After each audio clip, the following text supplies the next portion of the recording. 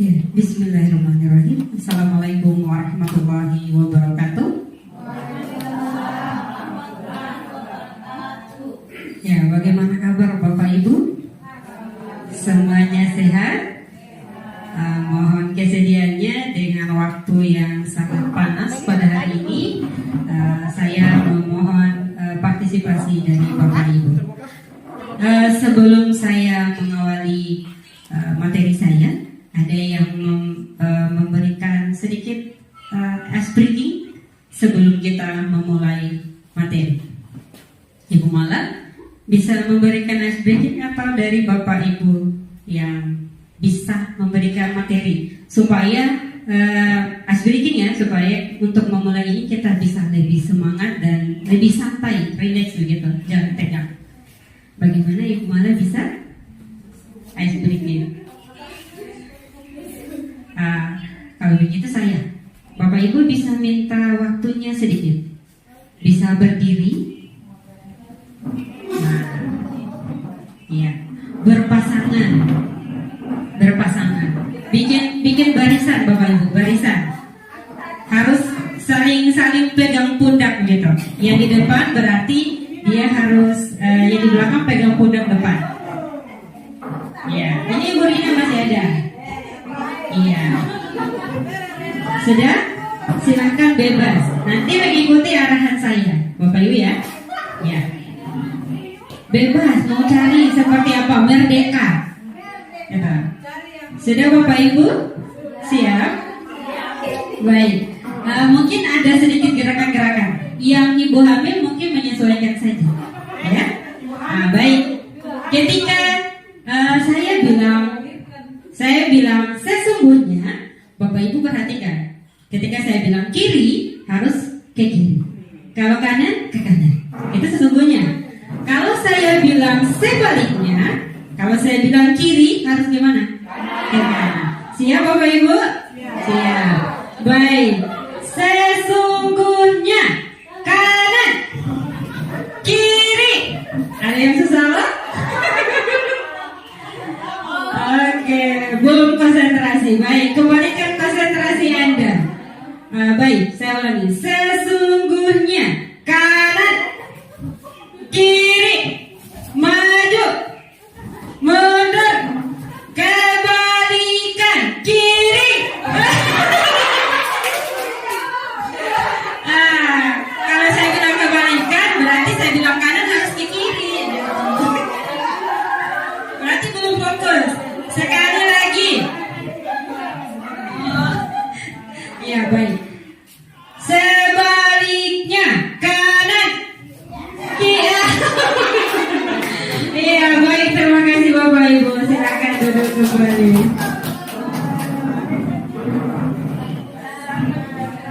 Iya baik. Mohon maaf ya sebelumnya jika harus memerintah gitu. Jadi Bapak Ibu, materi kita pada hari ini tentang budaya positif. Ya Bapak Ibu, jadi gimana? Sudah. Ya, ada 6 konsep inti yang akan Bapak Ibu tarik hari ini. Yang pertama ada disiplin positif dan nilai kebajikan. Kemudian ada teori motivasi, hukuman dan penghargaan serta restitusi. Kemudian keyakinan kelas, kemudian kebutuhan dasar manusia, posisi kontrol dan segitiga restitusi. Mungkin dari Bapak Ibu baru, maka hari ini kita akan memperkenalkan apa konsep dari ke-6 ini. Jadi nanti kita berbagi. Saya 2, Ibu Mala 2, dan Ibu Mariana 2. Yang pertama Bapak Ibu dengan saya dulu. Yang pertama itu materinya disiplin positif dan nilai kebajikan. Kemudian teori motivasi, hukuman, dan penghargaan serta restitusi. Ini ya. Baik. Bapak Ibu, untuk kita menjalankan paradigma perubahan, ya. Bapak Ibu boleh kita main peran sedikit. Ya, Bapak Ibu, pasangan satu-satu. Masing-masing 1-2 orang, 1 pasangan, atau Bapak Ibu bebas saja. Ini saya ingin menggali persepsi Bapak Ibu. Di sini ada A dan B. Siapa yang mau A? Ada? Ya. Bapak Ibu, kalau Bapak Ibu ada di posisi A, Bapak Ibu bisa pegang satu hal yang penting dari Bapak Ibu. Saya pegang misalnya, bisa ada satu orang, hal yang penting dari Bapak Ibu.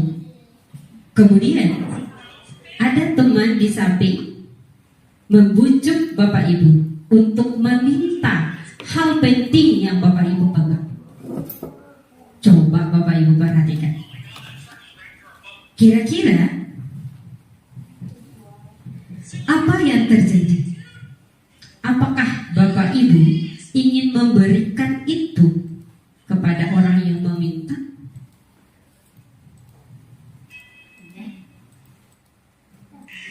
Yang Bapak Ibu pegang hal terpenting dari Bapak Ibu. Kemudian ada orang yang meminta, membujuk. Apakah Bapak Ibu berikan? Ada yang mau kasih pendapat? Ya, Ibu Novi.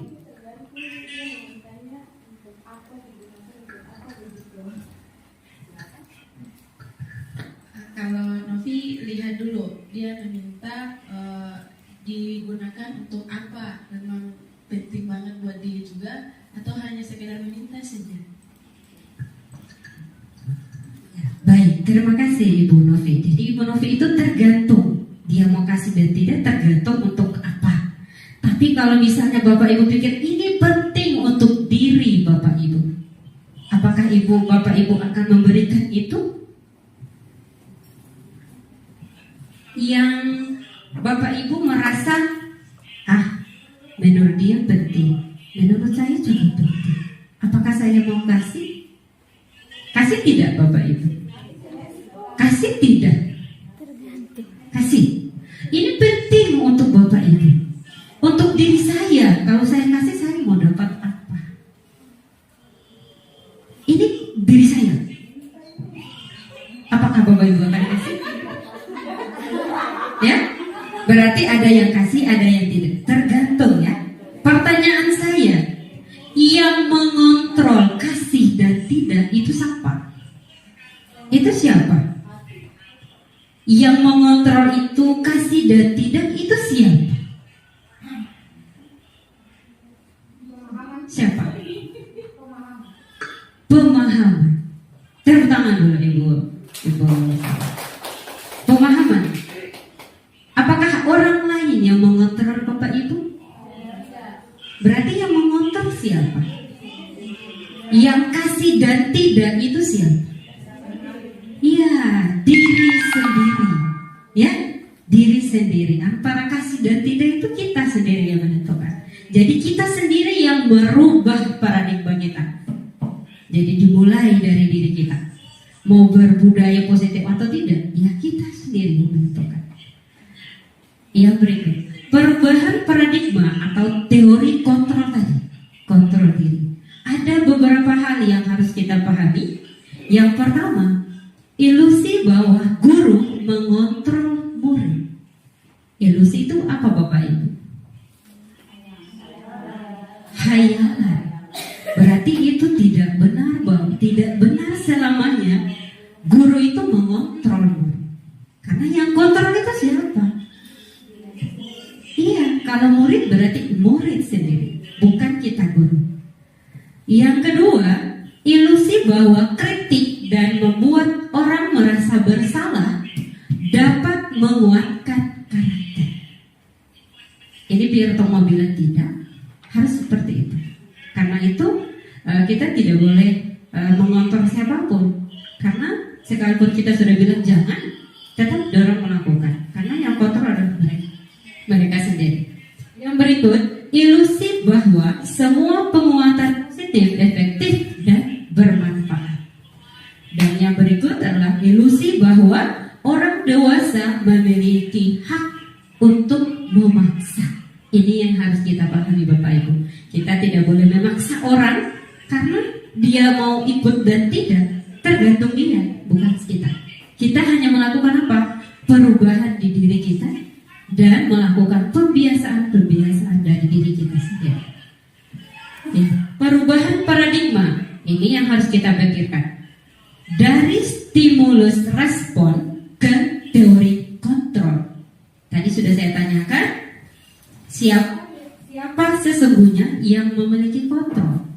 Siapa Bapak Ibu? Diri kita sendiri. Maka dari situ kita harus berpikir seperti ini Bapak Ibu. Stimulus respon dan teori kontrol. Kita dulu harus berpindah dari situ. Yang tadinya kita merasa mengubah orang agar berpandangan sama dengan kita. Itu stimulus respon. Kita harus mengubah pemikiran ini menjadi teori kontrol, di mana kita berusaha memahami pandangan orang lain tentang dunia. Itu Bapak Ibu. Yang berikut, perilaku buruk dilihat sebagai suatu kesalahan. Yang buruk itu pasti salah. Itu stimulus respon. Yang teori kontrol, semua perilaku memiliki tujuan Bapak Ibu. Mau baik, benar, itu punya tujuan. Tinggal kita yang menafsirkan. Nah, kalau dia salah, apa? Alasannya apa dia bikin? Karena apa? Semua itu ada penyebab, baik dan buruknya. Selanjutnya, orang lain bisa mengontrol saya. Itu apa? Stimulus respon yang sebenarnya adalah hanya Anda yang bisa mengontrol diri sendiri. Itu yang harus kita rubah Bapak Ibu. Yang berikut, saya bisa mengontrol orang lain. Itu di stimulus respon. Sedangkan di teori kontrol harus apa Bapak Ibu? Ya, kita tidak bisa mengontrol orang lain. Tadi kalau saya bilang Ibu Novi kasih, kan belum tentu. Tanpa saya kasih alasan, Ibu Novi belum tentu kasih. Dia harus tahu alasannya, gitu. Yang terakhir, pemaksaan ada pada saat bujukan gagal. Ketika orang minta, tara kasih pasti paksa. Mari ngana mas, kalau tara kasih, terpotong. Gitu. Itu yang disebut dengan pemaksaan. Kolaborasi dan konsensus menciptakan pilihan-pilihan baru. Artinya, ketika kita berkolaborasi, satu orang beda pemikirannya dengan banyak orang. Gitu. Kalau kita sendiri, pilihannya cuma satu. Tapi kalau banyak orang, itu beda lagi. Begitu ya Bapak Ibu. Ada yang paling terakhir? Model berpikir menang atau kalah. Kalau buruk dan baik pasti menang kalah. Sedangkan kalau di teori kontrol, model berpikirnya adalah menang. Yang salah pun pasti menang. Karena tadi sebentar baru Bapak Ibu tahu kenapa harus menang dan menang. Gitu ya Bapak Ibu. Ya. Disiplin. Bapak Ibu, kalau misalnya kata disiplin diucapkan, apa yang Bapak Ibu rasakan? Apa yang Bapak Ibu pikirkan tentang disiplin? Ada yang mau memberikan tanggapan? Disiplin itu apa sih? Ya. Ya, disiplin menurut saya mungkin sama ya dengan mengontrol diri kita sendiri. Terima kasih Ibu Fitri. Tepuk tangan dulu supaya sedikit semangat. Ada lagi yang mau menambahkan? Disiplin itu apa? Ketika Bapak Ibu dengar disiplin itu apa?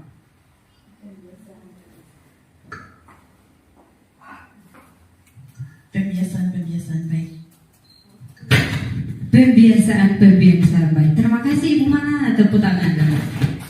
Ya, semua jawaban Bapak Ibu itu benar, ya. Tinggal kita menafsirkan masing-masing dengan bahasa kita sendiri. Ya, ini menurut buku yang sudah kami pelajari, modul Disiplin itu berasal dari bahasa Latin, disciplina, yang artinya belajar. Makna asal dari kata ini berkonotasi dengan disiplin diri dari murid-murid. Menurut Socrates dan Plato, disiplin diri membuat orang menggali potensinya menuju sebuah tujuan yang dia hargai, Bapak Ibu. Yang dia hargai. Jadi, orang mau baik dan tidak itu adalah kita sendiri. Karena kita percaya kita itu benar. Yang siswa tidak ikut aturan karena merasa bahwa ada yang hal baik yang dia pilih. Gitu.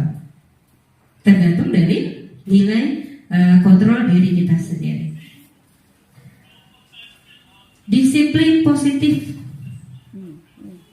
Disiplin positif itu ada 3. Yang pertama, disiplin positif dapat dilakukan dengan berubah dari paradigma stimulus respon yang tadi kita yang paling kecil itu yang paling terakhir menang kalah harus berubah menjadi menang dan menang. Disiplin positif bertujuan untuk Bapak Ibu, ini harus digarisbawahi, menjadikan murid orang yang mereka inginkan dan menghargai diri sendiri dengan nilai-nilai kebajikan yang mereka percayai. Jadi dia mau bikin baik dan tidak karena ada hal yang dia percayai. Gitu. Pertanyaannya, yang dia percayai ini apa? Gitu. Mengarah kepada disiplin diri dalam mengontrol segala tindakan yang dilakukan sesuai dengan nilai-nilai kebajikan. Tadi ada kan di disiplin positif mengarah ke nilai kebajikan. Dan yang paling terakhir, dapat membuat memiliki motivasi intrinsik yang berdampak jangka panjang, motivasi yang tidak akan terpengaruh pada adanya hukuman atau hadiah. Gitu.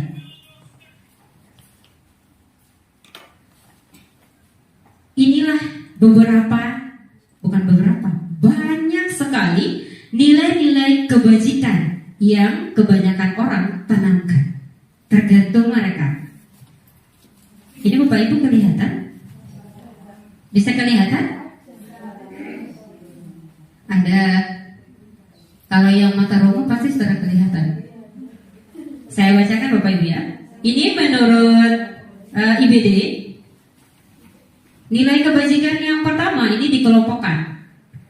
Ada rasa hormat, integritas, mandiri, menghargai, antusias, empati, keingintahuan, kreativitas, kerjasama, percaya diri, dan komitmen. Itu orang pertama dia bilang. Yang nilai kebajikan yang dia tanamkan. Nah, ini yang kedua. Yang kedua itu ada cinta Tuhan dan segenap ciptaannya. Berarti cinta Tuhan dan cinta manusia. Kemudian ada kemandirian dan tanggung jawab, kejujuran, hormat. Ini menurut mereka. Masih ada lagi Bapak Ibu, masih banyak lagi. Tetapi dari semua itu ada kesamaan Bapak Ibu. Masih banyak lagi. Ini yang paling terakhir. Ada peduli, ada keterus-terangan, kemudian ada komitmen, ada belas kasih, percaya diri, bertujuan, rajin, keterampilan, kesantunan, kreatif, banyak Bapak Ibu. Tetapi yang diinginkan oleh kita, anak Indonesia, itu berpacu pada apa Bapak Ibu? Ada yang tahu? Di kurikulum Merdeka itu nilai-nilai apa yang ditanamkan ke anak?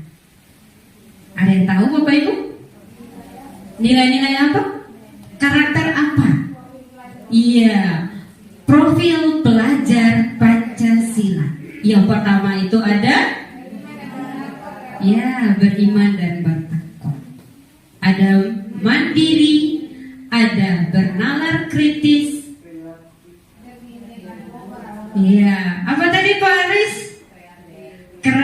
kreatif, dan bergotong royong. 6 profil pelajar Pancasila. Kalau di madrasah ada yang ditambahkan satu itu rahmatan lil alamin. Itu juga sangat banyak dia penilaian, Bapak Ibu. Ini tidak perlu baca banyak karena kita sudah sering sekali mengikuti ini. Apa yang memotivasi Bapak Ibu melakukan disiplin? Apa kira-kira Bapak Ibu? Kita mau disiplin, tadi itu kan belajar ya. Bahasa Latin bilangnya belajar. Kalau menurut Socrates, disiplin itu kita melakukan sesuatu karena ada nilai-nilai yang kita hargai. Apa yang Bapak Ibu, motivasi apa yang Bapak Ibu lakukan? Apakah karena hadiah? Ya, silakan. Ya, kenapa harus melakukan disiplin? Karena kita seorang guru itu sebagai model panutan. Maka kalau kita menuntut siswa kita disiplin, maka kita harus juga tunjukkan kedisiplinan kita. Ada lagi seperti itu. Jadi kalau kita guru, yang ditanamkan di diri kita adalah keteladanan. Sebelum kita mengubah seseorang, ya diri kita sendiri. Mau merubah murid, harus kita guru yang mencontohi disiplin itu seperti apa. Teori motivasi. Ada 3 teori. Yang pertama, untuk menghindari ketidaknyamanan atau hukuman. Itu yang pertama biasanya orang lakukan. Oh, disiplin. Yo, takutnya dapat tegur dari pimpinan. Kalau tak dapat tegur, oh bikin saja. Tapi kalau misalnya pertanyaan apa yang biasa terjadi? Apa yang akan terjadi apabila saya tidak melakukannya? Itu motivasi pertama. Yang kedua, untuk mendapatkan imbalan atau penghargaan dari orang lain, baik pimpinan maupun teman. Ini teori motivasi. Pertanyaannya muncul, apa yang akan saya dapatkan apabila saya melakukannya? Kalau saya tidak dapat apa-apa, oh saya terbikin. Seperti itu. Misalnya, oh sebentar ini sudah mau hari guru, mau dapat penghargaan, kata ada. Kalau mau dapat, ya hadir terus. Gitu. Itu yang motivasi kedua. Yang ketiga, untuk menjadi orang yang mereka inginkan dan menghargai diri sendiri dengan nilai-nilai yang mereka percayai. Pertanyaan yang biasa terjadi, saya akan menjadi orang seperti apa bila saya melakukannya? Mau baik atau tidak? Pertanyaan terbesarnya, kita, guru, sudah ada di mana? Motivasi yang kita gunakan, motivasi apa? Yang pertama kah? Yang kedua kah? Atau yang ketiga, Bapak Ibu? Ini yang harus kita pertanyakan. Pengalaman saya, ini sangat, ketika saya mempelajari modul, sangat tergores hati saya. Karena pada dasarnya kita belum bisa mencapai ketiga-tiganya. Kita pernah melakukan ketiga-tiganya, tetapi yang diharapkan oleh Ki Hajar Dewantara atau pendidikan nasional kita, yaitu yang paling terakhir, yang ketiga. Yang pertama dan kedua, Bapak Ibu, itu ekstrinsik, artinya pengaruh dari luar. Orang bikin karena ada sesuatu, karena hadiah, karena pengakuan. Tapi yang diinginkan adalah yang ketiga, itu disebut dengan motivasi intrinsik dari dalam diri kita. Karena yang mengontrol adalah kita sendiri, yang pada akhirnya akan menuju yang ini, Bapak Ibu. Seorang pendidik harus menghindari hukuman dan pemberian penghargaan berlebihan agar meminimalisir motivasi eksternal di dalam diri murid. Jangan kebiasaan harus ada hadiah baru bikin. Seperti itu, Bapak Ibu. Jadi harus melakukan perubahan paradigma kita, pemikiran kita. Jangan karena ada sesuatu baru bikin. Begini, Bapak Ibu. Bisa?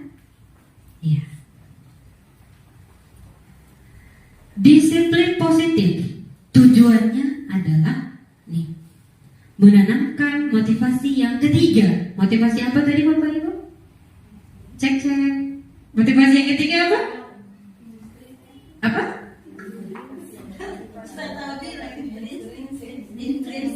Iya, tepuk tangan untuk Ibu Ahlana. Intrinsik yang ketiga tadi Bapak Ibu, dari dalam diri kita. Gitu.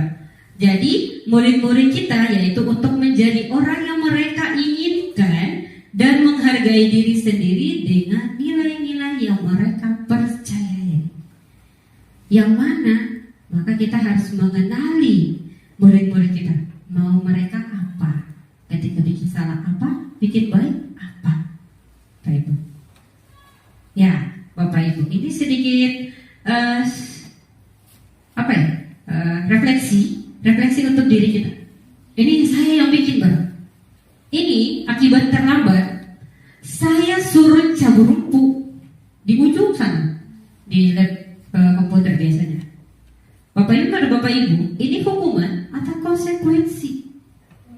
Karena terlambat disuruh cabut rumput. Menurut Ibu Nani adalah konsekuensi. Ada yang lain? Apa ada yang bilang itu hukuman? Ya, tepuk tangan dulu Ibu Nani. Ya, Bapak Ibu ada yang lain? Apakah betul ini adalah konsekuensi? Datang terlambat, telah datang nih ceritanya, dapat suruh cabut rumput. Hukuman atau konsekuensi? Kalau Ibu Nani, konsekuensi. Ibu Nani bisa berikan tanggapannya? Ya, kenapa saya katakan itu konsekuensi? Karena kalau pemahaman saya, hukuman itu berarti ada tindakan fisik yang kita berikan. Kalau konsekuensi hanya untuk menyuruh saja. Ya, tidak ada kekerasan fisik, misalnya kayak dipukul atau apa, itu namanya hukuman. Kalau konsekuensi hanya dikasih suruh ini cabut rumput saja. Tidak ada kekerasan fisik. Baik, terima kasih Ibu Nani. Ada yang tanggapan lain?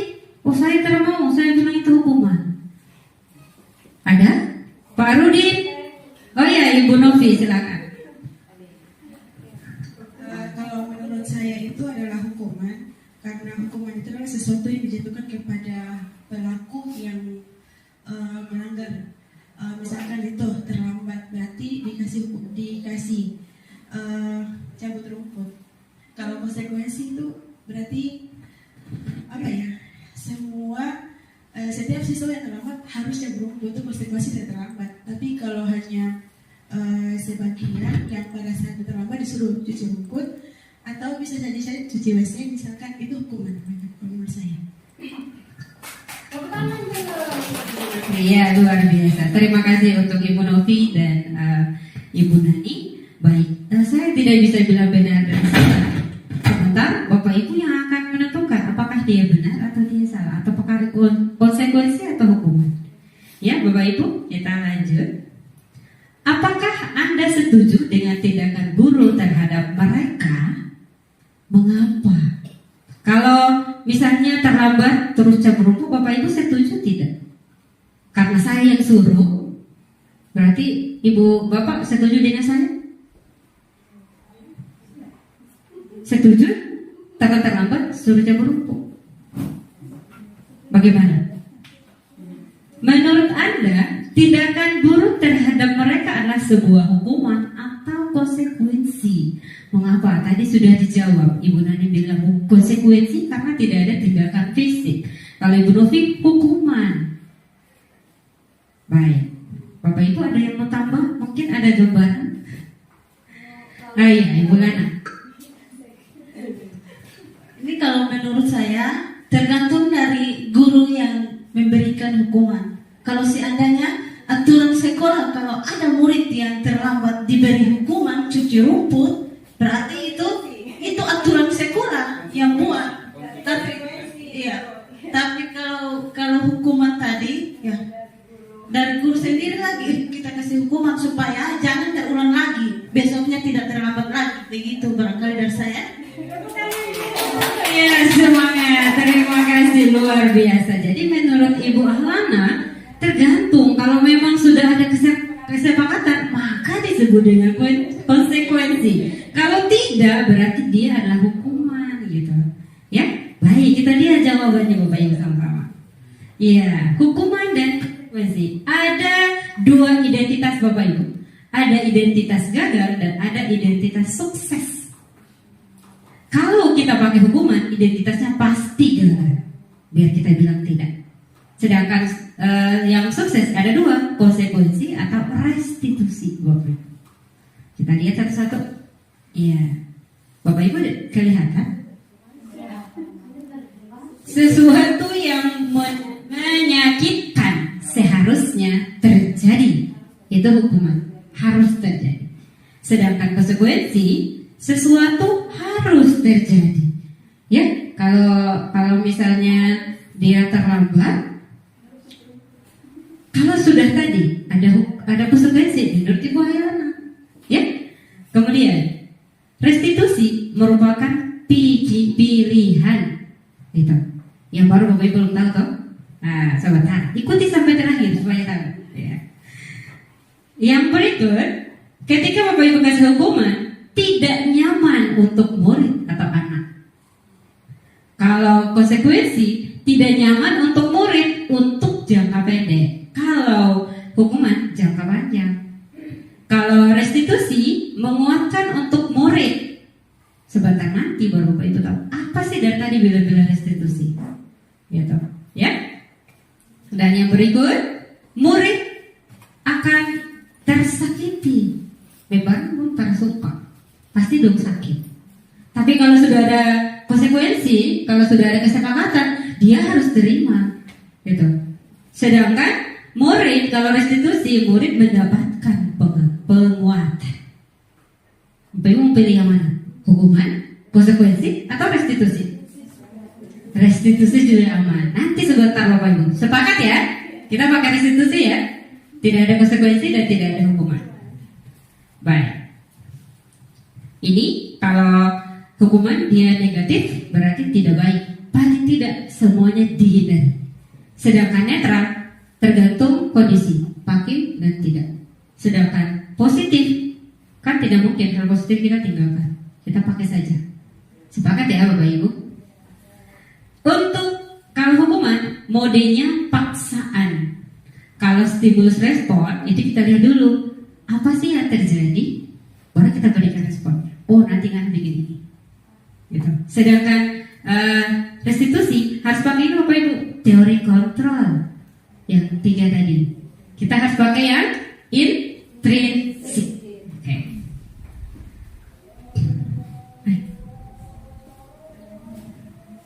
Kita break dulu Bapak Ibu ya.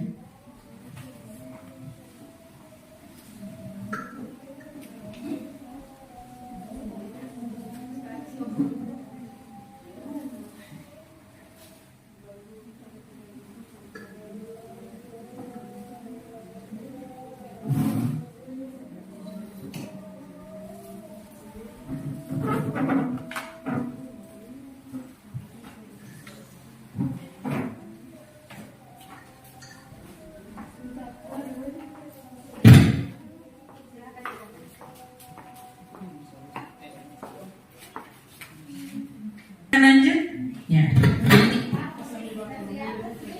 Ya. Hukuman dan konsekuensi.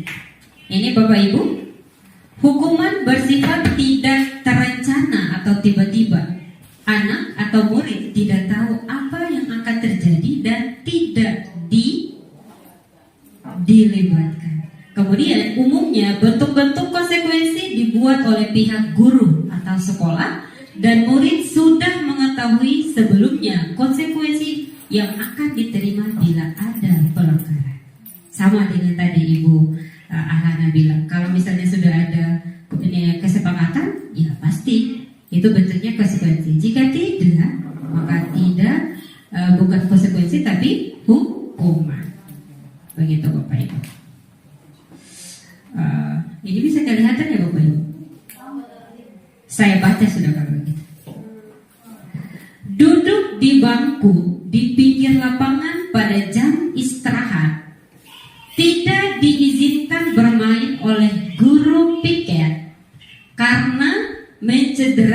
teman saat bermain di lapangan. Apakah ini konsekuensi ataukah hukuman? Nih Bapak Ibu, duduk di bangku di pinggir lapangan pada jam istirahat tidak diizinkan bermain oleh guru piket karena mencederai teman saat bermain di lapangan. Dia pukul temannya, guru piketnya bilang tidak bisa bermain, cukup duduk di lapangan saja di jam istirahat. Karena jangan sampai mencederai teman lagi. Apakah ini hukuman atau konsekuensi? Ada yang jawab konsekuensi, ada yang jawab hukuman. Ya, dipikir-pikir dulu. Yang kedua, terlambat hadir di pembelajaran daring 15 menit dan diminta untuk tinggal 15 menit sesudah kelas usai untuk membahas ketertinggalan pelajaran. Artinya ketika dia terlambat masuk, sebentar selesai jam kita tambah jam lagi. Apakah itu konsekuensi ataukah hukuman? Konsekuensi. Bisa kasih alasan? Mama nih, itu konsekuensi. Bisa beri alasan? Ini ketika terlambat 15 menit, jam istirahat selesai, dia ada tambah jam lagi. Jam istirahatnya berapa? Ya, itu merupakan suatu konsekuensi karena untuk mengisi kembali keterlambatan dia, materi yang dia terlambat selama 15 menit tadi. Maka bukan hukuman tapi konsekuensinya harus dia ikut kembali penambahan 15 menit setelah pembelajaran terakhir. Oke, terima kasih teman-teman. Ya, jawabannya nanti kita cek. Ada yang jawab hukuman? Ada yang jawab hukuman? Berarti semua ini konsekuensi, ya? Yang ketiga, ayo cek. Ada. Di mana tadi? Ya. Yang ketiga, lari mengelilingi lapangan basket 2 kali karena terlambat 10 menit untuk pelajaran PJOK. Dia disuruh lari tambahan karena terlambat 10 menit. Hukuman atau konsekuensi? Yang mana Bapak Ibu? Ada yang jawab hukuman? Terlambat lari. Terlambat disuruh lari. Hukuman atau konsekuensi?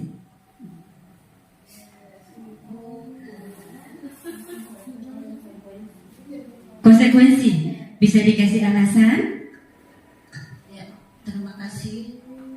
Mungkin saja sebelum pembelajaran PJOK dimulai sudah ada kesepakatan antara siswa dan gurunya bahwa ketika ada yang terlambat akan diberikan sanksi. Begitu. Ibu Kepala Madrasah. Ya, luar biasa ya jawabannya. Kita menuju ke pertanyaan yang terakhir. Membersihkan WC sekolah karena memecahkan pensil temannya. Apakah hukuman ataukah konsekuensi? Kasih patah pensil teman, disuruh cuci WC. Hukuman atau konsekuensi? Ada yang bisa kasih alasan? Siapa? Siapa? Ya, kalau hanya sekedar mematahkan pensilnya teman, itu tindakan secara tidak sengaja.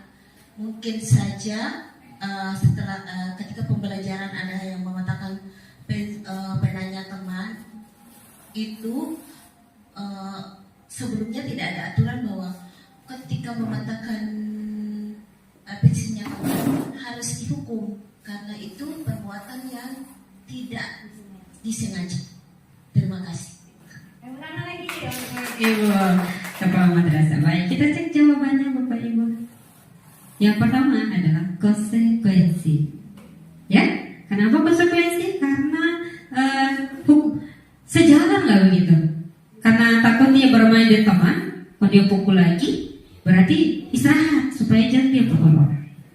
Jangan dia bermain. Yang berikut konsekuensi, ya, karena itu tadi mungkin sudah ada kesepakatan dan istilahnya kalau orang kasih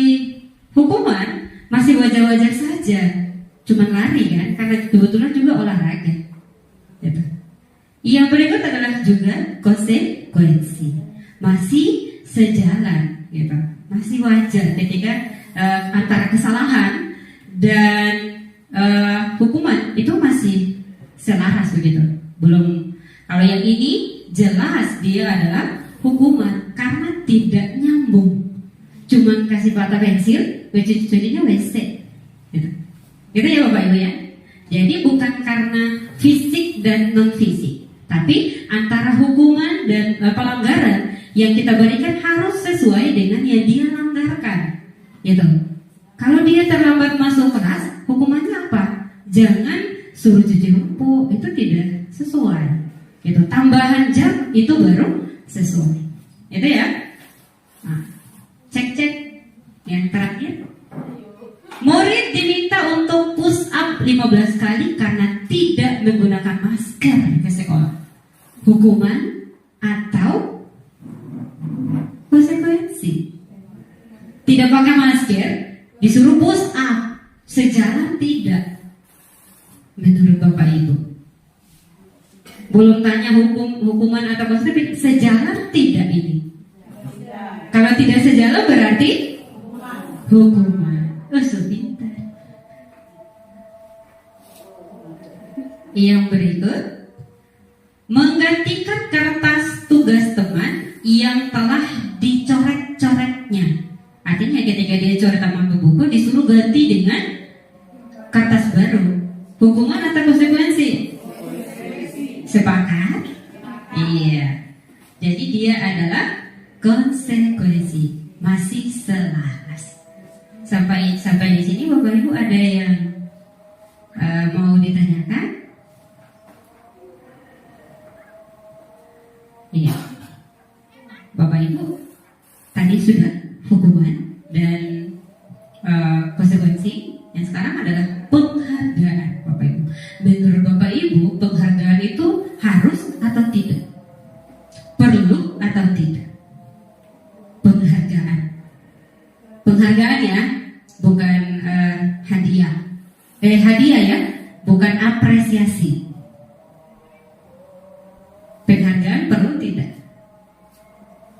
Ibu Bapak, saya contohkan. Ketika siswa kita sering terlambat datang, saya bilang begini, besok itu siapa yang datang tempo, saya kasih hadiah. Terus besok itu siswanya akan datang, semuanya hadir. Di hari-hari berikutnya siswanya tidak datang lagi karena gurunya tidak kasih hadiah. Kira Bapak Ibu, kira-kira penghargaan itu berfungsi tidak? Kenapa tidak berfungsi? Karena apa?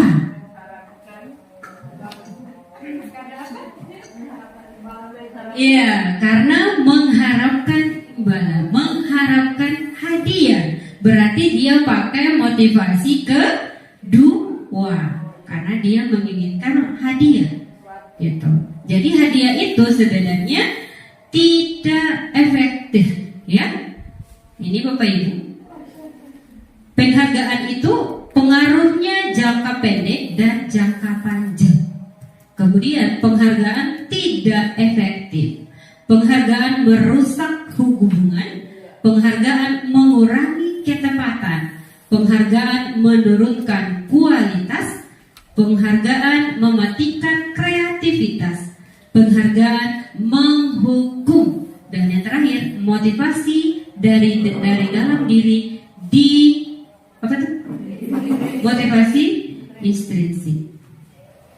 Bapak Ibu sampai di sini. Tapi kalau apresiasi boleh tidak Bapak Ibu? Boleh. Bapak Ibu bisa memberikan penghargaan dalam bentuk apresiasi, tidak dalam bentuk hadiah. Hukuman tidak boleh, hadiah tidak boleh, apresiasi boleh. Apresiasi yes. Gitu ya Bapak Ibu ya. Nah, yang paling terakhir restitusi. Restitusi adalah proses menciptakan kondisi bagi murid untuk memperbaiki kesalahan mereka sehingga mereka bisa kembali pada kelompok mereka dengan karakter yang lebih kuat. Tadi yang benang-benang tadi Bapak Ibu. Jadi kita sudah sepakat tadi ya, menggunakan restitusi. Jadi ini identitasnya Bapak Ibu. Ada 9 ciri kita pakai restitusi. Yang pertama, bukan untuk menebus kesalahan, namun untuk belajar dari kesalahan. Jadi ketika anak dapat salah, jangan langsung bentak, jangan marah, tapi dipanggil dan dicari apa, kenapa bikin seperti itu. Dibantu, kamu mau buat tidak? Mau memperbaiki kesalahan tidak? Itu ciri-cirinya. Memperbaiki hubungan, tawaran bukan paksaan. Jadi kita memberikan tawaran kepada anak. Restitusi menuntut untuk melihat ke dalam diri. Restitusi mencari kebutuhan dasar yang didasari tindakan. Tadi sudah kita dapatkan bahwa baik buruk itu punya tujuan. Jadi kita cari tahu dia bikin baik kenapa, dia bikin salah kenapa. Itu restitusi Bapak Ibu.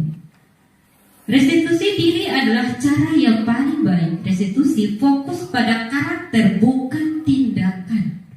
Gitu. Restitusi fokus pada solusi dan restitusi mengembalikan murid yang berbuat salah pada kelompoknya. Kalau salah kita cari buat dia menjadi benar. Gitu. Bukan tambah salah. Makanya hindari yang namanya hukuman Bapak Ibu. Baik, ini sebelum ibu saya tutup ya Bapak Ibu ya, kita cek dulu. Ada 2 kasus yang saya ambil yang pernah saya lakukan dan ibu-ibu lain lakukan. Ini yang pertama, foto pertama ada orang bikin apa? Jamur rumput. Pelanggaran itu tidak bekerja di saat bakti di sekolah. Saya kasih hukuman jamur rumput lagi. Hukuman atau konsekuensi Bapak Ibu? Kenapa konsekuensi? Karena pada saat kerja yang sudah dijanjikan mereka tidak hadir, akhirnya konsekuensinya mereka harus mencabut rumput juga. ya sudah ya Bapak Ibu sudah sangat hebat. Kemudian ini yang baru terjadi tadi pagi Bapak Ibu. Ini kira-kira Bapak Ibu kenapa? Naik pagar sekolah. Jadi saya bilang Ibu Ona, Mama Ona, kita tidak boleh kasih hukuman, tapi kita boleh kasih konsekuensi. Dengan cara apa? Ya, naik turun pagar lagi. Ya, itu yang bisa kita terapkan. Yang pasti konsekuensi itu selaras dengan yang dia langgarkan Bapak Ibu, fisik maupun non fisik. Ya, tidak serta-merta hukuman itu fisik, tidak. Ada fisik juga dalam bentuk verbal, bahasa yang berimbas kepada psikologis. Jadi hukuman itu bisa fisik dan non fisik. Yang dimaksud konsekuensi adalah yang selaras antara pelanggaran dan hukuman atau konsekuensi itu selaras, harus sama. Nah, dengan perbuatan itu harus selaras, gitu, Bapak Ibu. Ada lagi yang bertanya? Ya, silakan Ibu Ivir.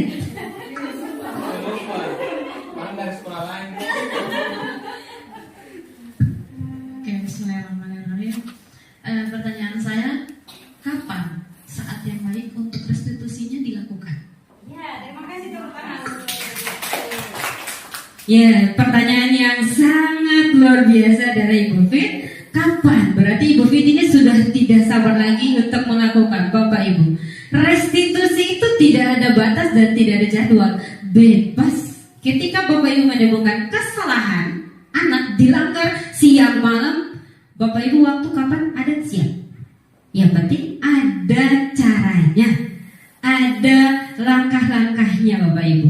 Untuk waktu bebas, up to you. Ya, itu ya. Silakan. Pernah saya dapati, saya melakukan seperti itu, restitusi. Hukuman saya sudah lakukan, konsekuensinya juga sudah. Pertama itu memang saya melakukan hukuman, itu memang kesalahan saya. Seterusnya saya lakukan konsekuensi, dan yang terakhir itu restitusi. Setelah dipikir-pikir, kayaknya pilihan yang terbaik itu restitusi. Terus kembalikan lagi kepada anaknya. Kira-kira kapan kita tunggu moodnya atau bagaimana gitu? Saya masih bingung gitu. Kira-kira kapan yang pas gitu? Kita tunggu moodnya anak ini baik atau mood kita yang baik atau bagaimana? Karena kita mau menyelesaikan sesuatu harus kita lihat dulu skornya, situasinya bagaimana. Terima kasih. Iya, terima kasih Ibu Fit ya. Tepuk tangan lagi untuk Ibu Fit. Untuk restitusi, ini kalau saya jawab nanti Ibu Mala ini kebagiannya sedikit. Ya, ada caranya restitusi itu Bapak Ibu. Pertama, kita menstabilkan identitas.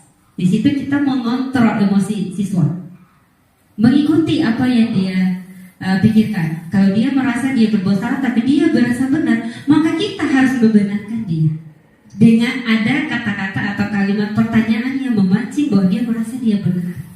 Setelah itu memvalidasi tindakannya salah. Jadi kalau dia sudah salah, maka bahasa apa yang kita bisa arahkan dia. Dari situ, setelah dia tenang, dia sudah tahu bahwa saya ini salah, maka tanyakan keyakinannya. Harus dia bikin apa supaya dia tidak melakukan kesalahan.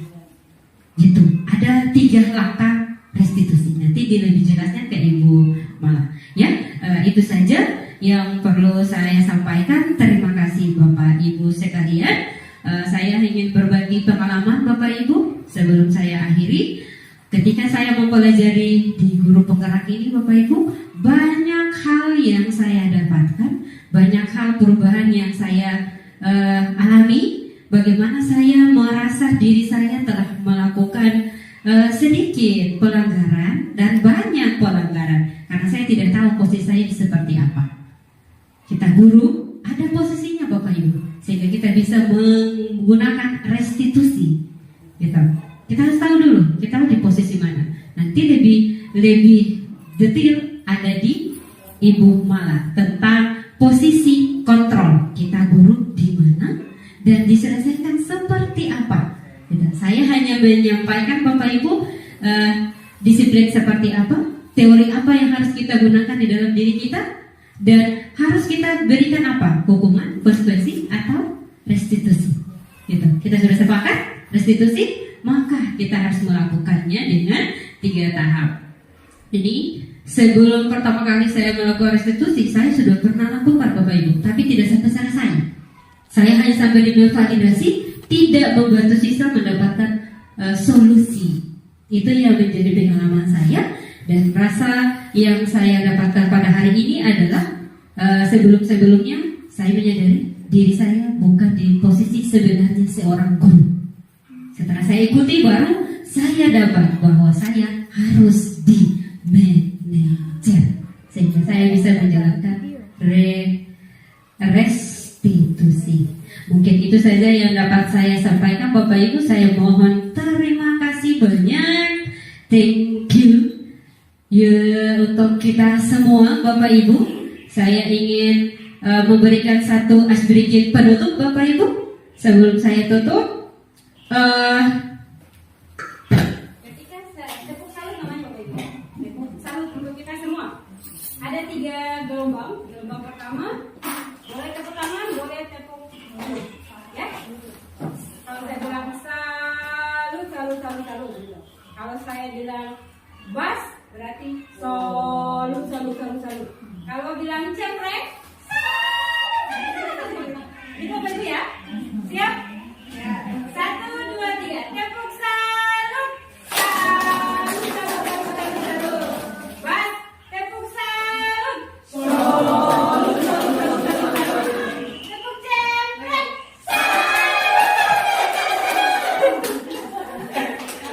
baik, terima kasih yang luar biasa untuk Bapak Ibu sekalian. Saya serahkan ke moderator. Terima kasih. Saya akhiri. Wassalamualaikum warahmatullahi wabarakatuh. Ya, kita berikan aplaus yang meriah untuk pemateri pertama kita, yaitu Ibu Citra Ratifa Abu. Nah, selanjutnya materi yang ketiga dan keempat akan disampaikan oleh Ibu Mariana Mancari SPD.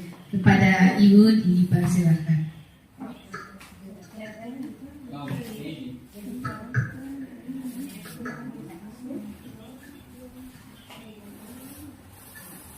Assalamualaikum warahmatullahi wabarakatuh dan selamat sore untuk kita semua. Terima kasih atas waktu dan kesempatan untuk Bapak Ibu semua yang sudah diluangkan untuk kami untuk menyampaikan tugas kami sebagai calon guru penggerak, yaitu dalam aksi nyata modul 1.4 tentang budaya positif. Kalau tadi kita sudah bersama-sama dengan Ibu Citra dengan materinya tentang nilai-nilai kebajikan dan posisinya dan kebutuhan teori motivasi, hukuman dan penghargaan serta restitusi.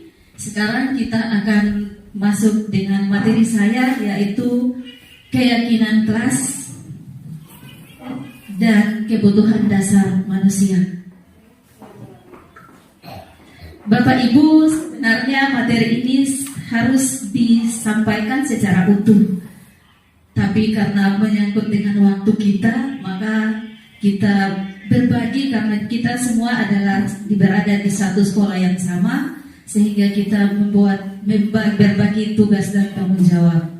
Kalau tadi kita sudah belajar banyak tentang budaya positifnya, sekarang kita akan belajar tentang keyakinan kelas. Bapak Ibu, kalau dulu kita kenal dengan peraturan sekolah atau peraturan kelas. Kalau peraturan berarti ada hukumannya. Iya kan? Ya, pasti ada hukumannya. Jadi di sini keyakinan kelas adalah metode untuk menimbulkan kembali disiplin positif yang didasari oleh motivasi seseorang atau siswa. Jadi ini kalau yang ini di dalam bentuk siswa, tetapi sebenarnya kita juga sebagai guru harus menanamkan budaya yang positif di dalam kehidupan kita. Tujuan dari diadakannya pembuatan keyakinan kelas, yaitu yang pertama menciptakan pembelajaran yang berpusat pada murid. Yang kedua, memunculkan keterlibatan murid dalam menentukan kelas yang diimpikan, sehingga murid lebih bertanggung jawab dan akan keputusan yang dibuat secara bersama-sama. Jadi di sini dalam membuat suatu keyakinan kelas, bukan kita murid yang membuatnya, tetapi kita harus meminta persetujuan dari siswa. Jadi yang membuat ini sebenarnya siswa, bukan kita guru. Kita sebagai guru hanya memfasilitasi mereka. Kita meminta pendapat mereka. Kira-kira di dalam kelas mereka apa yang akan mereka buat. Yang berikut, menumbuhkan komunikasi efektif di antara murid dan guru. Jadi ada saling komunikasi. Jadi misalnya wali kelas saya dengan saya siswa, misalnya Bapak Ibu saya siswa saya. Jadi kita akan membuat suatu keyakinan kelas. Keyakinan, kalau dulu kan kita kenal dengan peraturan. Jadi misalnya peraturan kalau dulu tuh jangan buang sampah sembarangan. Bapak Ibu, kalau dulu peraturan bisa menggunakan kalimat-kalimat yang negatif, tetapi untuk keyakinan kelas kita harus menggunakan kata-kata yang positif. Yang negatif-negatifnya tidak bisa kita gunakan. Namun sebelum kita membuat keyakinan kelas, kita harus tahu dulu, kita harus menyampaikan kepada siswa kita kira-kira nilai-nilai kebajikan apa yang akan kita kita lakukan di dalam kelas kita. Kalau tadi Ibu Citra nilai-nilai kebajikan kan kita sudah tahu, beriman dan bertakwa kepada Tuhan Yang Maha Esa, ada disiplinnya, ada kerjasamanya, itu kan nilai-nilai kebajikan, nilai-nilai kebajikannya. Jadi untuk membuat suatu keyakinan kelas, kita harus mempunyai mimpi, kira-kira kelas kita harus ciptakan seperti apa. Begitu Bapak Ibu. Jadi pembentukan keyakinan kelas dimulai dengan keyakinan kelas lebih bersifat abstrak dari peraturan yang lebih rinci dan konkret. Jadi dia hanya misalnya seperti angan-angan begitu. Kita memimpikan kelas kita seperti apa? Bersifat abstrak. Begitu. Yang kedua, keyakinan kelas berupa pernyataan-pernyataan yang universal. Yang berikut, keyakinan kelas hendaknya tidak terlalu banyak. Percuma kita bikin banyak-banyak tapi tidak kita laksanakan. Bisa saja maksimalnya 6 atau 8 cukup sudah. Yang penting dia bisa menggambarkan impian kelas kita seperti apa. Begitu. Yang berikut, mudah diingat dan dipahami oleh semua warga kelas. Yang keempat, keyakinan kelas sebaiknya sesuatu yang dapat diterapkan di lingkungan kelas kita atau sekolah kita. Yang berikut, semua warga kelas hendaknya ikut berkontribusi dalam pembuatan keyakinan kelas lewat kegiatan curah pendapat. Itu tadi. Jadi yang membuat keyakinan kelas bukan kita guru, tetapi siswa kita. Kita memfasilitasi siswa kita untuk berpendapat sesuai dengan keinginan mereka, kira-kira kelas mereka akan mereka jadikan seperti apa. Yang berikut, bersedia meninjau kembali keyakinan kelas dari waktu ke waktu. Jadi Bapak Ibu, keyakinan kelas tidak selamanya dia paten. Tetapi keyakinan kelas itu bisa berubah kapan saja, tergantung apa yang kita temui di dalam perjalanan selanjutnya. Oh, kira-kira kita berkelas mau jadi apa? Begitu. Jadi bisa kita ubah kapan saja, tergantung impian semua orang. Di sini saya berikan contoh keyakinan kelas. Yang pertama, masuk tepat waktu di kelas setiap saat. Masuk tepat waktu di kelas setiap saat. Berarti di setiap mau datang masuk jam pertama harus tepat waktu. Setelah istirahat juga tepat waktu. Karena anak-anak kita kan kebanyakan subel masuk, masih ada datang belanja. Iya tak? Iya, kenyataannya seperti itu. Jangankan di sekolah, di kita sini guru jaga pingsan dengan jaga tiap siswa kalau biar subel tetap masih ada belanja. Yang berikut, berdoa sebelum dan sesudah pembelajaran. Yang selanjutnya, bersikap dan hormat kepada semua orang. Mendengarkan guru ketika belajar, mengumpulkan tugas tepat waktu, duduk tegak dan sopan, mengacukan tangan jika ingin berbicara. Adakah di sana yang bernuansa negatif?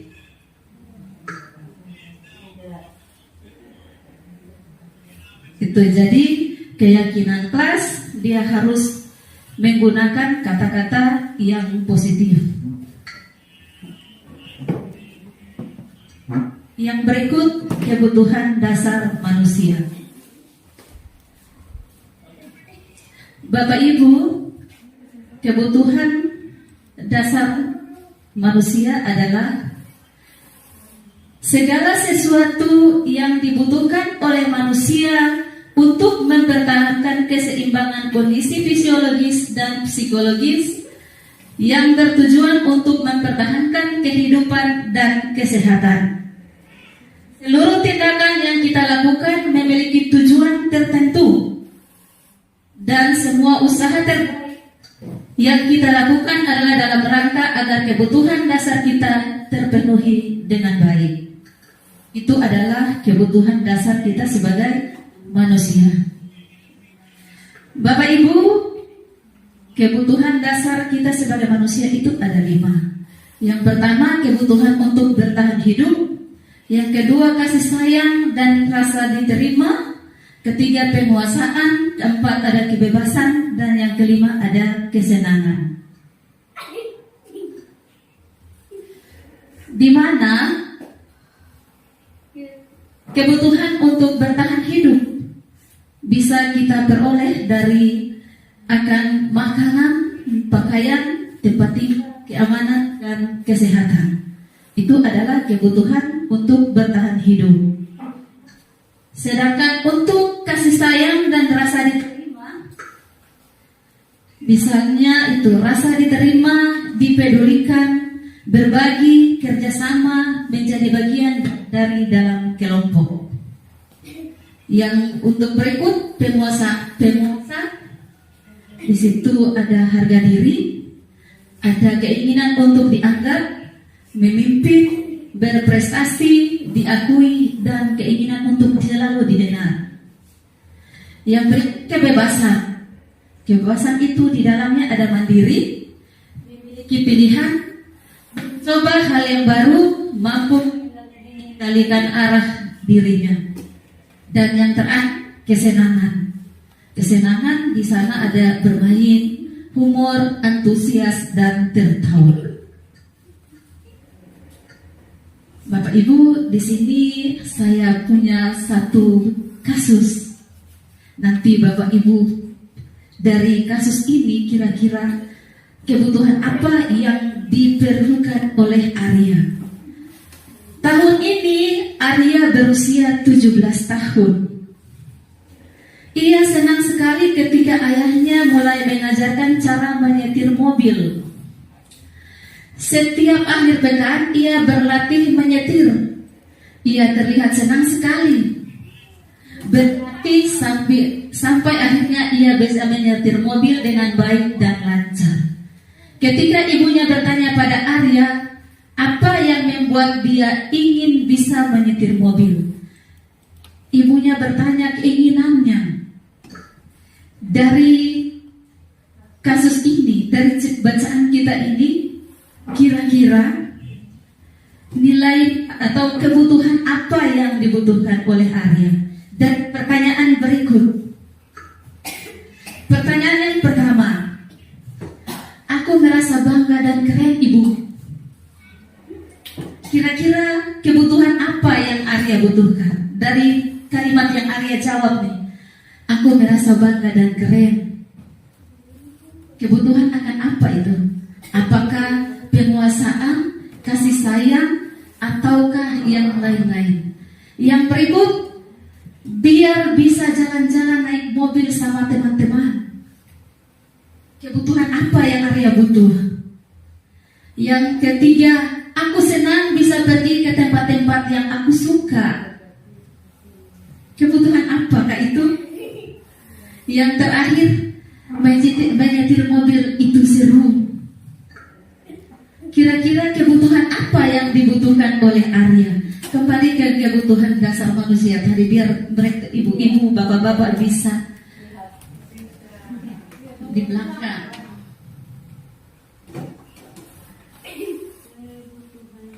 Kebutuhan dasar manusia.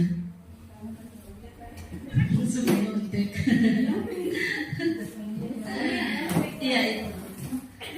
Nah, kira-kira kebutuhan apa yang Arya butuh? Dari yang pertanyaan ibu ini apa? Jawaban Arya yang pertama kira-kira nilai apa? Aku bangga bisa bawa mobil. Nilai apa? Bapak Ibu, ada yang bisa? Penguasa. Ya, karena ada harga diri, ada keinginan untuk dianggap, ya. Ada memimpin, ada diakui, ingin diakui. Oke. Yang berikut pertanyaan kedua tadi, kira-kira nilai apa? Pertanyaan kedua tadi, biar jalan-jalan naik mobil sama teman-teman. Kira-kira nilai apa? Kesenangan. Iya, betul?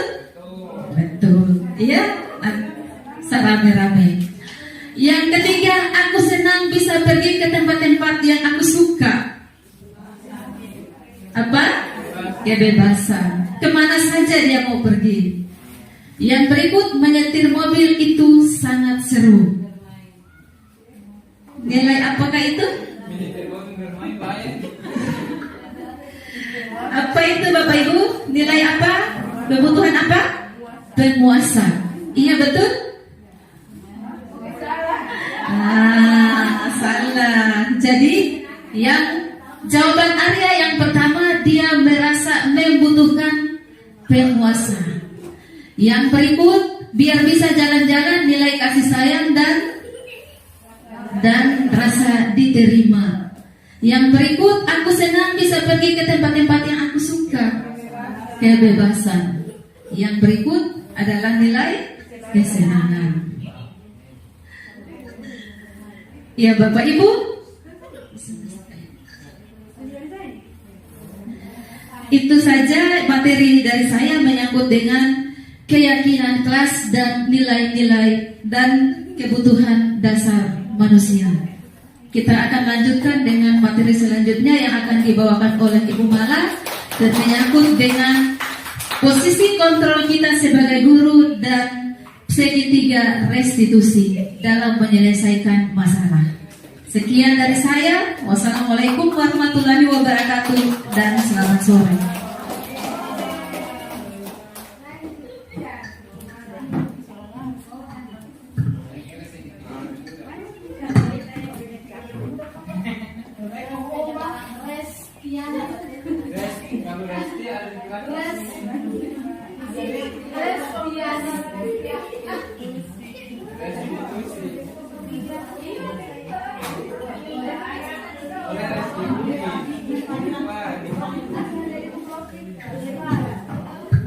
Cek 1 2. Oke. Bapak dan Ibu guru hebat yang saya hormati, ya, sambil menunggu teknisi untuk menyampaikan materi saya atau mempersiapkan materi saya yang akan saya sampaikan hari ini, marilah kita refreshing dulu ya, refreshing dulu supaya yang kaku-kaku ya, karena tadi sudah banyak yang materi-materi yang sudah disampaikan oleh Ibu Citra dan Ibu Mariana. Nah, yang saya lanjut ini akan lebih menyenangkan lagi dan kita sebagai seorang guru akan merasa bersalah terhadap siswa kita, ya. Seperti itu. Baik, Kakak Citra bisa memimpin dan speaking kita. Oke, terima kasih Bapak dan Ibu guru hebat. Kita berdiri sejenak untuk speaking dulu.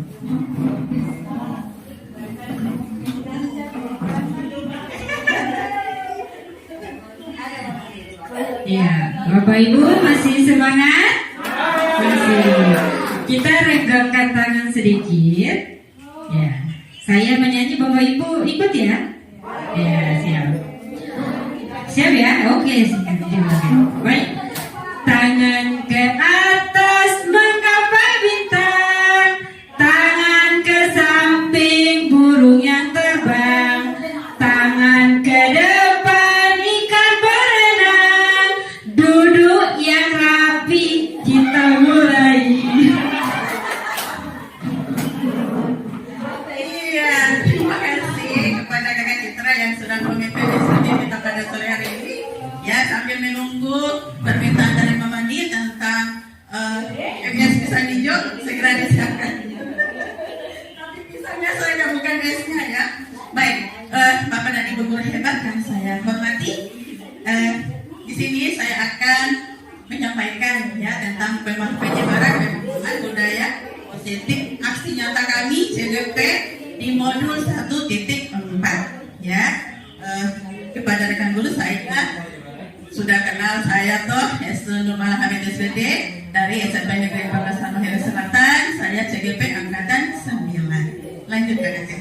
Ya, ini sudah dikatakan oleh Ibu Citra tadi ya tentang konsep inti budaya positif ada spirit positif yang sudah disampaikan oleh Ibu Citra. Kemudian nilai-nilai kebajikan yang sudah disampaikan juga oleh Ibu Citra. Kemudian kebutuhan dasar manusia yang sudah disampaikan oleh Ibu Mariana dan keyakinan kelas. Nah, giliran saya itu adalah posisi kontrol guru dan segitiga restitusi. Ibu Fit, nanti kita bahas ya tentang segitiga restitusi. Nah, iya, 5 posisi kontrol guru. Tadi sudah banyak yang ditayangkan oleh Ibu Citra tentang hukuman dan konsekuensi. Nah, di situ ada gambar yang angkat kaki sebelah dan memegang telinga. Ya, kalau dulu kan biasa begitu Pak. Kalau kita memang berkali-kali salah, kita akan dihukum oleh guru SD kita. Angkat kaki sebelah, tangan di telinga. Nah, gitu. Selama matematika belum selesai, jangan turun kaki. Biasanya kan seperti itu. Itu yang disebut dengan penghukum ya. Kemudian yang kedua adalah membuat merasa bersalah. Bagaimana caranya kita membuat siswa itu dia merasa bersalah. Nanti sebentar kita akan bahas bersama. Ya. Jadi siswa itu sudah berbuat salah.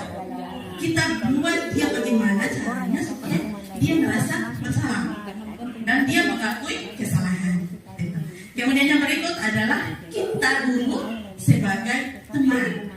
Kita posisi kita sebagai teman. Bagaimana cara supaya siswa itu bisa mengakui kesalahannya? Kita di posisi kita sebagai teman. Ya. Kemudian yang berikut adalah pemantau.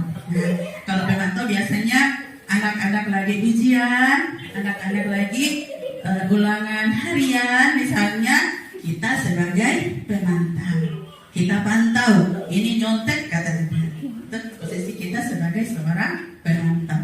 Nah, yang berikut adalah sebagai manajer. Ini sudah disinggung oleh Kakak Citra tadi ya, bagaimana kita seorang guru, posisi kita sebagai seorang manajer. Nah, ini ada contoh penerapan 5 kontrol guru ya. Ada kasus nih. Nah, kasus yang pertama, siswa tidak memakai atribut lengkap saat upacara bendera. Kenapa saya angkat kasus ini? Karena kita di SMP itu di setiap hari Senin itu harus upacaranya harus menggunakan atribut lengkap. Tetapi banyak siswa yang melanggar itu. Nah, di situ ada 2, penghukum, pembuat merasa bersalah. Nah, kalau kita di posisi sebagai penghukum, ya, ini hormat bendera selama 1 jam. Mohon maaf, Mama Umi, ini Mama Umi laksanakan pada 1 pekan yang lalu, ya.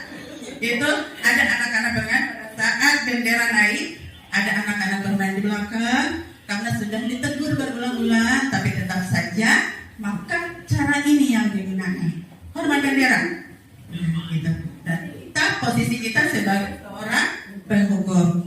Kemudian yang kedua, pembuat merasa bersalah. Nah, kita di posisi kontrol kita sebagai pembuat merasa bersalah. Jadi berapa kali Bapak Ibu harus memberitahu kamu selalu saja mengecewakan Ibu atau Bapak. Kita pakai bahasa yang halus supaya siswa itu dia merasa bersalah. Jadi misalnya ada kasus yang diangkat oleh Ibu Ona tadi tentang Arya. Jadi kita harus kita buat bagaimana supaya dia merasa bersalah. Kita pakai bahasa yang bagaimana supaya siswa itu dia merasa bersalah. Ada banyak kalimat yang Bapak Ibu gunakan selain kalimat yang saya tulis. Ya, jadi berapa kali sih Bapak atau Ibu bilang kamu selalu saja mengecewakan Ibu atau Bapak. Tetapi masih ada kalimat yang lain selain kalimat tersebut. Ya Bapak Ibu ya. Baik, lanjut. Nah, ini yang lanjutannya, kita guru sebagai posisi di teman. Nah, kalimat apa yang kita gunakan posisi kita sebagai teman terhadap siswa? Di situ, ayo dong, ikuti aturan sekolah. Tolong bantu Ibu ya, sekali ini. Ya sudah, tidak apa-apa. Kedepannya tidak seperti ini lagi ya. Nah, itu bahasa yang kita gunakan supaya anak itu dia tidak mengulangi perbuatan yang tadi, tidak memakai atribut, ya. Itu. Kemudian posisi kita sebagai seorang pemantau. Nah, ada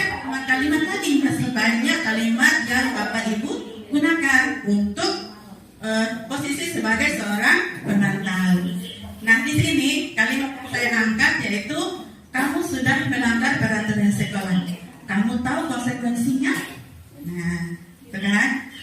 Setelah upacara, kamu beli atributnya ke koperasi dan jangan diulang lagi ya.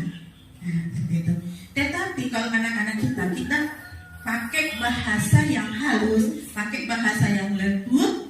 Walaupun kita di sini kita terapkan ya, di SMP Negeri 14 ini kita terapkan bahasa yang lemah lembut. Saya sebagai calon guru penggerak sudah menerapkan, saya sudah menerapkan bahasa yang lemah lembut, tapi saya belum berhasil. Kemarin dulu saya marah-marah di sini. Mungkin ada orang tua yang datang jemput siswa, itu pasti dengar.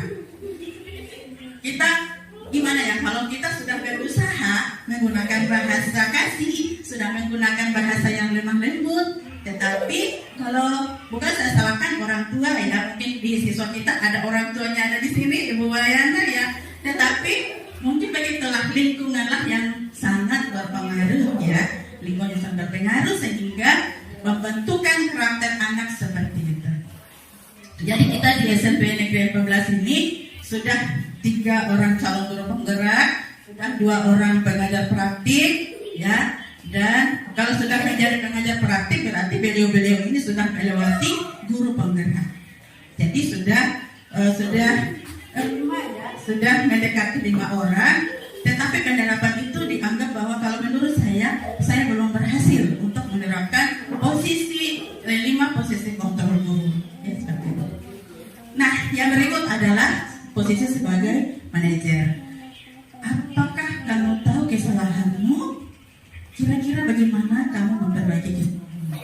Nah, itu posisi kita sebagai seorang manajer. Nah, seperti itu. Nah, di sini ada pertanyaan. Posisi kontrol apakah aku? Di situ ada, saya kecewa sekali dengan kamu. Menurut Bapak Ibu, itu duduknya di posisi yang mana? Dari 5 posisi kontrol.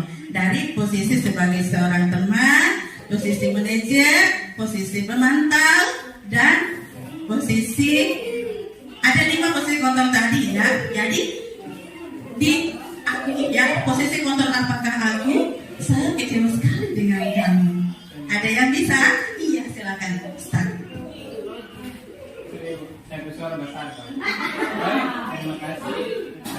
Kalau dalam pengamatan saya terkait dengan 5 posisi kontrol tadi, terkait dengan yang sudah kita lihat secara bersama Bapak Ibu, saya kecewa sekali dengan kamu. Saya kira ini dia masuk pada posisi kontrol membuat merasa bersalah. Iya, kita berikan tepuk tangan kepada Ustaz ya. Masih ada lagi Ustaz? Iya, terima kasih banyak. Ada lagi Bapak Ibu Guru? Ada lagi? Iya, jadi saya kecewa sekali dengan kamu.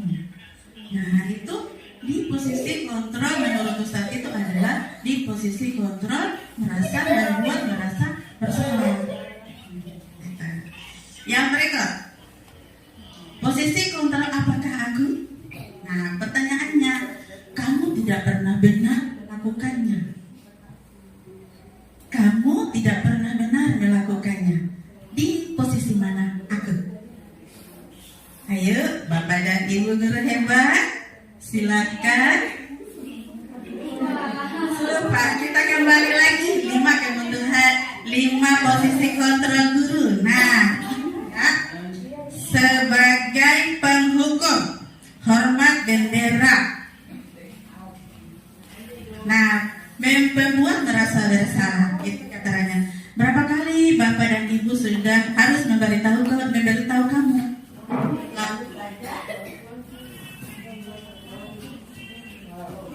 Oh, mesti pelan-pelan Kak Kaji. Iya. Iya.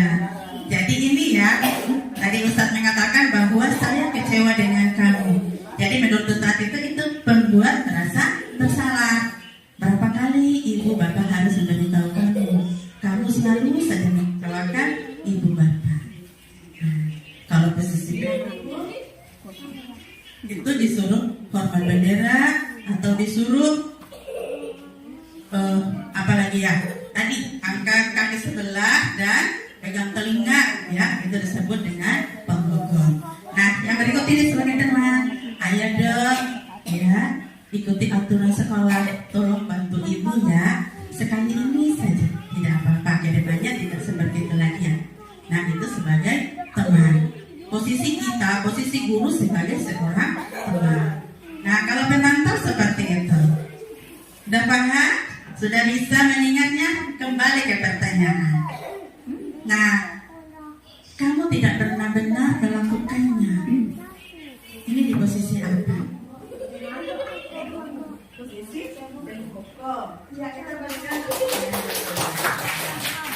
Kamu tidak pernah benar melakukannya. Terima kasih. Kita lanjut. Coba kita kembali lagi di hukum tadi ya. Iya, kalau hukum kan selain hormat bendera, ada juga yang tadi ya bahasa-bahasanya mengarah ke hukum. Ya kita lanjut. Nah, posisi kontrol apakah aku? Nah pertanyaannya, apa rencanamu untuk menyelesaikan masalah ini? Posisi manajer. Iya, kita berikan bonus. Terima kasih. Lanjut. Nah, posisi kontrol apakah aku? Yang pertanyaannya, ayolah lakukan demi ibu ya. Posisi sebagai teman. Iya, terima kasih Bapak dan Ibu guru hebat ya, karena sudah hebat karena sudah melewati beberapa materi ya, sudah melewati beberapa materi dan ini kita akan menuju ke penghujung materi. Nah, yang berikut. Nah, ini posisi kontrol yang mana lagi nih? Kamu tidak pernah mendapat nilai jika tidak mengerjakan tugas. Sebagai apa? Sebagai pemantau. Ada yang lain? Kamu tidak pernah mendapat nilai jika tidak mengerjakan tugas. Posisi mana? Posisi penhukum. Iya. Baik, terima kasih. Sekarang sudah hebat ya, karena sudah melewati beberapa materi. Nah, yang selanjutnya adalah segitiga restitusi. Ini menyangkut tentang pertanyaan dari Ibu Fir, ya. Kapan dilaksanakannya restitusi itu? Ya, sudah disinggung oleh Ibu Citra tadi bahwa restitusi dilakukan setiap saat. Ya, di saat siswa melakukan kesalahan, kita harus menggunakan menyelesaikannya dengan menggunakan restitusi. Jadi restitusi ini ada langkah-langkahnya yang disebut dengan segitiga restitusi. Nah, yang pertama adalah atau segitiga restitusi itu adalah suatu proses dialog yang dijalankan oleh guru agar dapat menghasilkan murid yang mandiri dan bertanggung jawab. Nah, ada 3 langkah ya. Yang pertama adalah menstabilkan identitas. Ya, Kakak Fit ya, menstabilkan identitas. Kemudian yang kedua, validasi tindakan yang salah. Dan yang terakhir adalah menanyakan keyakinan. Lanjut. Nah, ini langkah-langkahnya. Menstabilkan identitas. Teori kontrolnya, kita semua akan melakukan hal terbaik yang bisa kita lakukan. Ya, validasi tindakan yang salah itu semua teori kontrolnya, semua perilaku memiliki alasan. Kemudian yang ketiga adalah menanyakan keyakinan. Itu teori kontrolnya adalah kita semua memiliki motivasi internal. Nah, yang pertama adalah menstabilkan identitas. Berdasarkan prinsip pembuat kesalahan adalah bagian dari proses pembelajaran. Nah, itu adalah menstabilkan identitas. Nah, menstabilkan identitas ini berbuat salah itu wajar. Jadi misalnya ada siswa kita yang berbuat salah, kita angkut kasus yang tadi ya, tidak memakai atribut lengkap di saat upacara bendera di setiap hari Senin.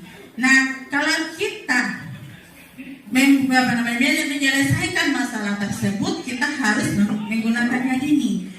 menstabilkan identitas yang pertama. Langkah yang pertama di segitiga restitusi. Nah, yang pertama, berbuat salah itu wajar. Jadi misalnya ya, saya panggil misalnya ada siswa yang tidak memakai atribut, di anak wali saya ada Fikri, misalnya saya panggil.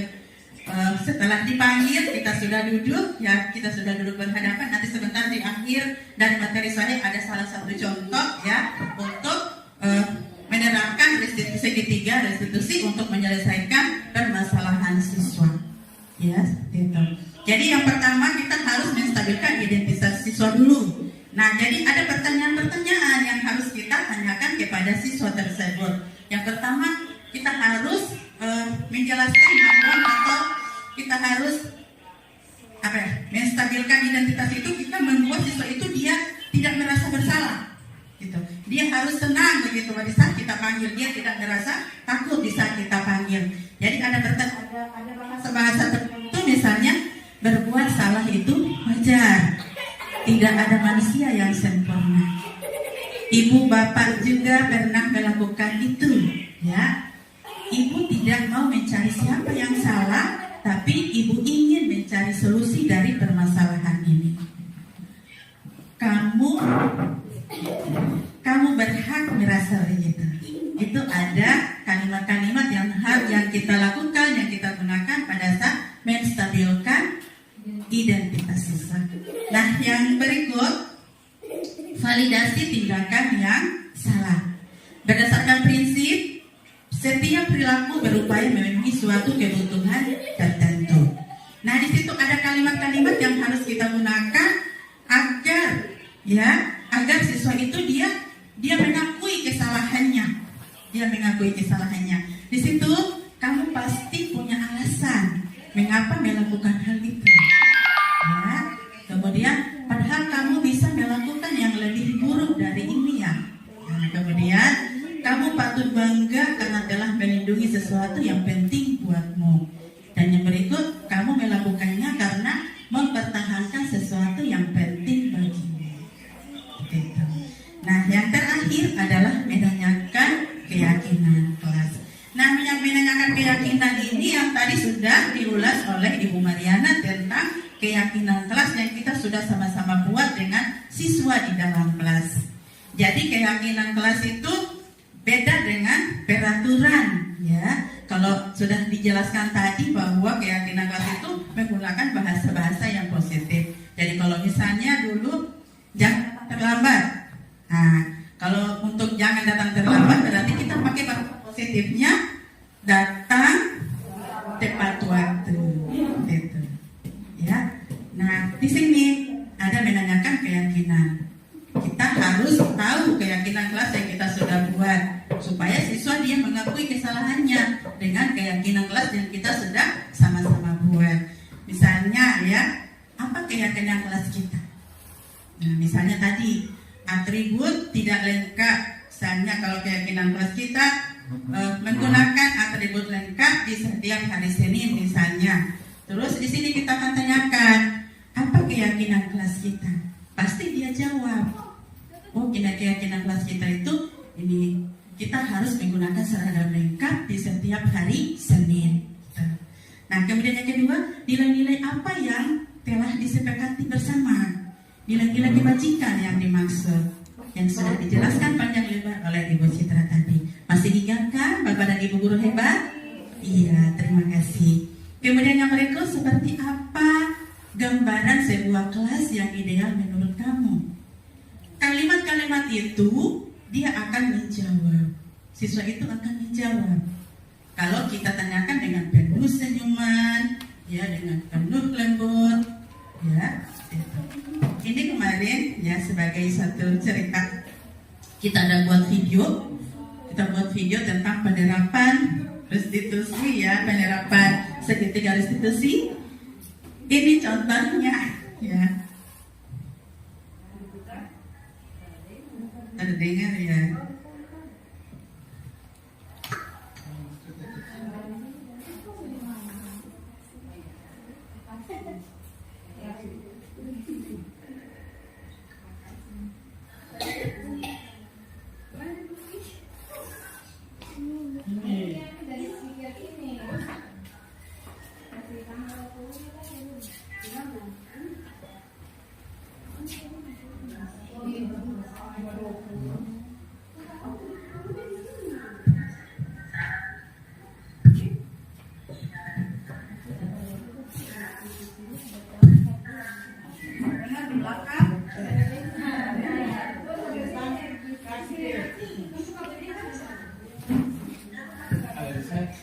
Saya tak ambil kemarin.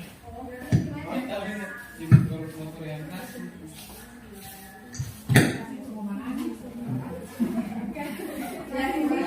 Merupakan satu contoh ya untuk menyelesaikan masalah siswa dengan penerapan segitiga restitusi. Yang penting Bapak dan Ibu guru hebat harus tahu bahwa menyelesaikan siswa yang bermasalah harus menggunakan tadi. Kita sebagai guru ada 5 kontrol guru itu yang harus kita ingat.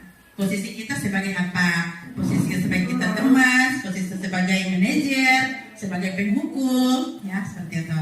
Kemudian kita terapkan juga di segitiga restitusi. Yang tadi ada 3 langkah tadi. Yang pertama, menstabilkan identitas. Kemudian yang kedua, memvalidasi tindakan yang salah. Yang terakhir adalah menanyakan keyakinan kelas. Itu akan dijawab, ya. Biar bagaimanapun kalau kita pakai tindakan itu, mereka akan menjawab dengan dan mengakui kesalahan mereka. Dan kalau contoh konkretnya mungkin Ibu Citra ya, karena dia menggunakan kasus yang memang betul-betul anak mereka, anak wali dia, ya. Dan di situ mungkin dia sudah menerapkan itu, ya. Terima kasih. Ini penutup, ya. Jadi dalam penerapan program disiplin positif, hendaknya guru memiliki standar kepribadian, profesional, dan sosial yang baik, di mana guru mampu merefleksi dirinya dalam posisi kontrol saat ini. Bagaimana perjalanan dirinya sebagai among, ya, yang menuntun murid-muridnya menjadi insan yang mandiri, merdeka, dan bertanggung jawab. Itu ada di standar nasional pendidikan yang saya kutip. Thank you, salam guru hebat, tergerak, bergerak, dan menggerakkan. Itu logo ya dari. Ya, terima kasih. Saya sampaikan kepada Bapak guru hebat yang sudah meluangkan waktu, ya, dan sudah mendukung kami. 3 calon guru penggerak ini ada merupakan aksi nyata kami. Terima kasih. Saya akhiri. Assalamualaikum warahmatullahi wabarakatuh.